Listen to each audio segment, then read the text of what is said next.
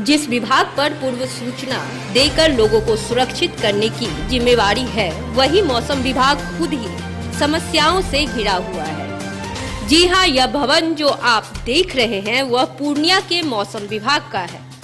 इसकी स्थिति का अनुमान आप खुद ही लगा सकते हैं। मौसम तो हर साल बदलता है, पर बरसों से यह मौसम विभाग जस का तस है। लोग मांग कर रहे हैं कि विभागीय जांच कराकर जल्द ही भवन निर्माण कार्य होनी चाहिए, जिससे कि विभाग अपना कार्य सही तरीके से कर सके और यहाँ के लोग भी सुरक्षित रहे।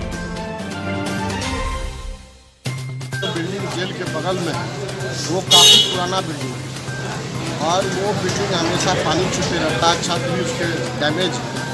तो हमको लगता है कि जितने भी पुराने बिल्डिंग है, सरकारी बिल्डिंग, उसका एक बार जांच होना चाहिए।